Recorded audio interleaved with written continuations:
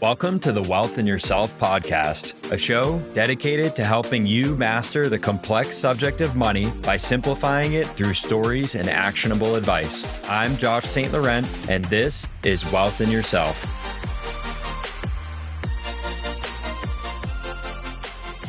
Welcome to the Wealth in Yourself podcast, where we help people to design their ideal life and take control of their time and money. I'm your host, Josh St. Laurent. Today, we are joined by Jonathan Green. Jonathan was fired from his dream job in a blizzard in 2010 and now lives in the tropics with his wife and 4 kids. He's the best-selling author of ChatGPT Profits and an expert on practical applications of artificial intelligence in modern business and life. Jonathan is an expert at using artificial intelligence tools to accelerate your online business. He's been running an online business full-time since February of 2010 and is an expert in using ChatGPT, Midjourney, Claude, and Leonardo to grow online businesses. He helps new entrepreneurs to leverage AI to generate real revenue quickly and start replacing their existing 9-to-5 revenue. He has 2 successful AI training programs, AI Freedom for entrepreneurs and Fractional AIO for businesses. Jonathan, welcome. Glad you're here. Oh, thank you for having me. I'm excited to be here. I've been looking forward to this. Can you tell us about how did this come to be, right? I touched upon it in the bio. You got fired in a blizzard. It was your dream job. And fast forward to today, you're working in the AI space. So what was that journey? How did we get here? So be careful what you wish for. When you say something's your dream job, then it comes true and you find out why the job was available. It didn't work out for me. The job, they fired me. I didn't fit in. And within 6 months, I was making more than my boss. So I realized that they set me free. Leaving that, driving home, I was like, I don't want someone to have this much power over me. I don't want someone to be able to fire me or change my life. I didn't have kids yet. I wasn't married yet. But I don't want to be in a situation where someone can take away my ability to pay for my kids to go to the doctor or to get a haircut or food. And I don't say you have to quit your job. You can just say, I'm going to build up a backup revenue stream that generates maybe 5 or 10% of my main income. So that way, if I lose my job, I can go and accelerate that. It's so much easier to turn a 1 into a 10 than a 0 into a 1. So even if you just have something small on the side, whether it's a blog or a TikTok channel, then you can build it out when you need to and turn it into a revenue stream if you need to. So that is where my journey began. And then a lot of things happened along the way, and a lot of wins and losses, as happens to everyone. Wow. So I want to bring it back to AI, maybe starting really broad and then narrow down to maybe even some individual prompting. But it seems to me like every day a new company kind of rolls out its own AI tool, right? Like we've been seeing that the last at least year plus. So what in your mind are some of the non-negotiable AI tools that business owners have to be using at this point in 2024 to not be falling behind? You need a text AI tool and you need an image AI tool. Everything else is derivative. If you're in a particular niche, maybe you need, like I use an AI video editor because I edit my podcast. If you're not doing video content, then you don't need one. So for a text, the standard, the most popular one is ChatGPT. Claude is just as good. Perplexity is similar. There's a bunch of tools that do that. That's really all you need. You just need one of those and become really good at that. I'm really 99% of my work is in ChatGPT. I'm a ChatGPT expert. That's where I do all my prompting. I only go to other tools when ChatGPT is not the best tool for that job. But most people, that's all you need. Then you need an image generator. The most popular one, of course, is Midjourney, which is the main one I use. There's also Leonardo. There's also different versions of Stable Diffusion. The only time you need a different tool is if you're in a very specific industry like espionage. If you work at an embassy, don't use ChatGPT because it's not secure. Some embassies got caught using Google Translate, which is also not secure. If you're doing top secret documents, or if you're in medical, you have HIPAA. Any industry where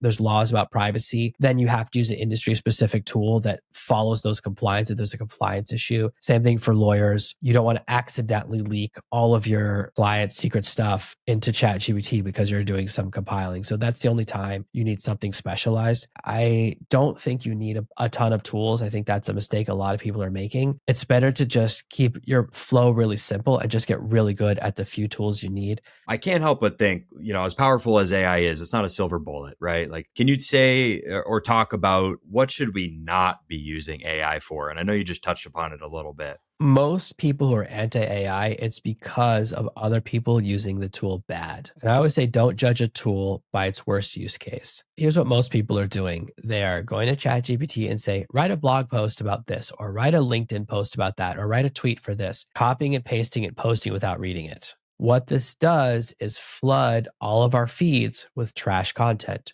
How dare I ask you to read something that not only did I not read, I didn't even write it. Like I didn't write it or read it. So it's not good enough for me to read, but it's good enough for you to read. That is what the problem is. When people say I'm replacing myself with AI, what they mean is I'm going to let AI do things unsupervised. And that always means something bad will slip through. Same thing happens if you have an employee that figures out you're not checking their work, immediately goes right off a cliff. So AI does the same thing. Something bad will slip through. That's where you start to run into flaws. And people who aren't paying attention don't know that there are certain phrases that ChatGPT uses all the time and certain words it uses all the time. And I don't reveal all of them, but one of them is landscape. It always says like in the coming digital landscape. And it's like nobody says that. Nobody says landscape. It also says pondering. I've never pondered anything. I've never said pondering, but it's an AI word. So words like that, there are other phrases that give it away. So I can always tell when someone's put something out that they didn't double check. And there's a huge dip in quality. Now you can use an AI cooperatively and create amazing content because I teach how to write really good blog posts with AI, but it's a 13-step process. And then you still have to read it.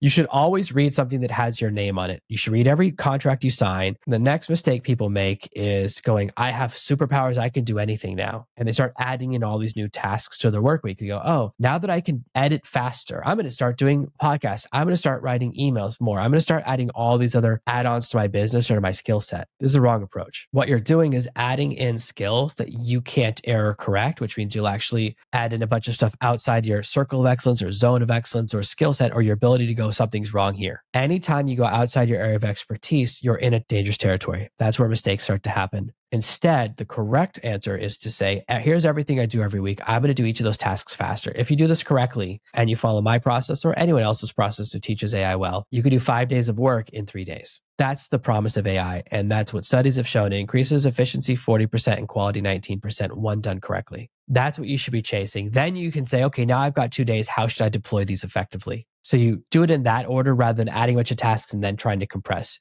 You don't want to grow and then shrink. You want to shrink and then grow. It's the opposite of weightlifting. The next area where there's a big opportunity. And the third mistake people make is they focus on what AI can create rather than the problems AI can solve. So I can hear the entrepreneurs listening, right? Wondering like, so what are some of these tools that scrub the email, that help edit the videos? How do I use AI to be more efficient in my business? Can you talk about that and some of the things that people should be doing? So for news, I use a tool called Feedly. What's cool about Feedly is that you can turn any website into an RSS feed. And RSS just means it's like an update notification. So if someone has a website that doesn't do that, it's not a blog format, it's a different format, it will just track. And every time something changes, it will send a message. So it will just watch that website for me. And that's really cool. It has an AI that I can say, I like the story, I don't like that story. So there are a lot of AI stories about investment. I don't care about their seed rounds and their capital raising. That stuff's not useful for me. So I kept saying, not this, not this. And now it doesn't show me those stories. Very helpful to me. The next tool that I use is called Spark. And Spark is just an email. I use the free version of it, and it just has a really good sorting process where it tries really hard to guess the emails that are useful to me. That's been a game changer for me. There's other versions of it.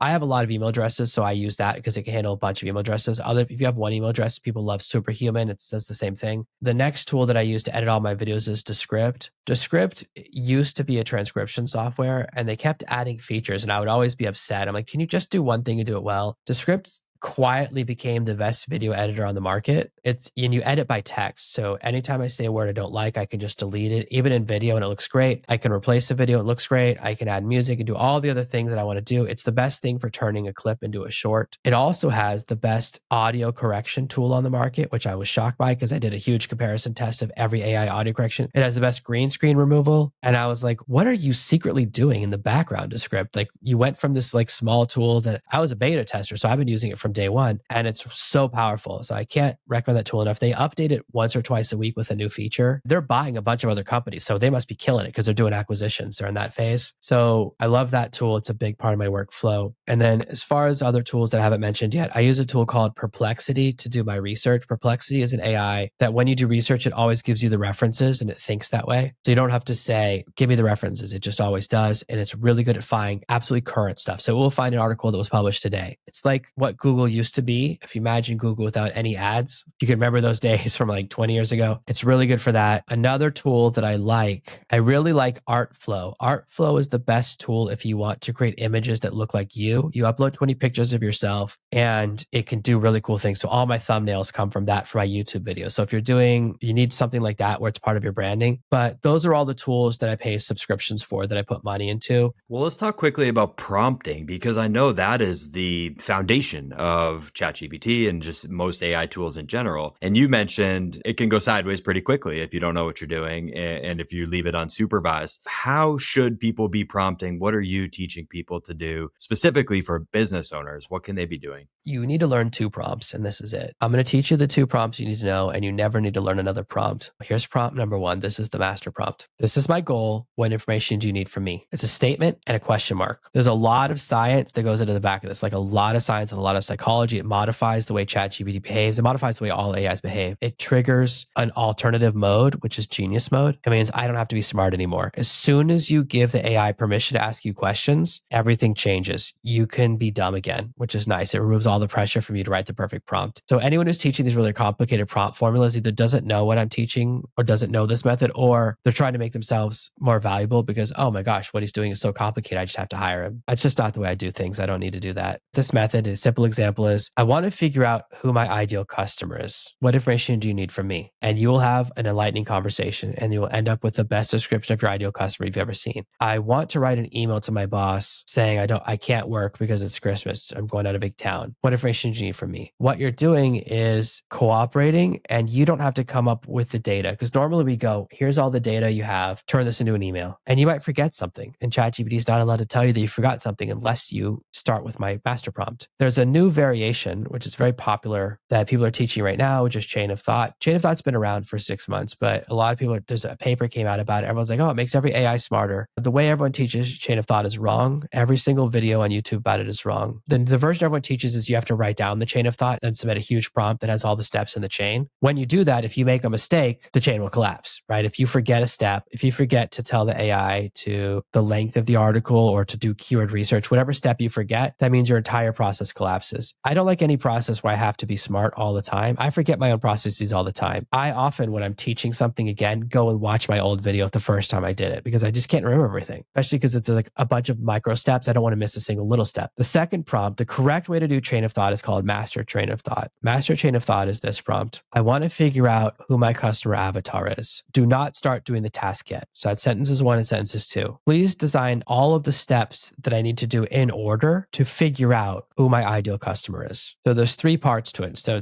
we went from 2 sentences to 3. This is the hardest one. Here's the first one is goal and what do you need from me? The second one is goal, don't start yet, and what steps should there be in the process? All we're doing now is getting the AI to answer its own questions from the first prompt. So you can turn the master prompt into a chain of thought by saying, the first thing it will say is like, who's the target audience for your blog post? And you go, well, who do you think it should be? Just ask the question back and then the AI will answer it because it has to. And it's now a chain of thought prompt because it's doing a bunch of steps in order. This does make the AI much, much smarter. My version is much easier because I was looking at it and going, oh my gosh, I have to write down all the steps and create a thing. I don't want to do that. That's hard. That's part of the way I approach it. I'm like, the promise of AI is that it's supposed to be easier. So those are the only 2 prompts you need to know. It will accomplish any task. People pay me to design very, very expensive prompts. And when I'm writing a prompt for someone else, it starts off by me talking to the AI. My client wants me to write a prompt that does this. That's how I write them all. So I use the master prompt to create the customized prompt, to create a character prompt, or to create a GPT, or to create any of those other really cool prompts. They start off with, this is my goal. What information do I need from me? And the difference between the 2 is also if I have a bunch of expertise in the field or not. If it's something I don't know a lot about, then I'll use the second version because the AI will know more than me. But if it's something I know a lot about and I can answer all the questions, then I'll use the first version. Those are only 2 prompts you need. That's it.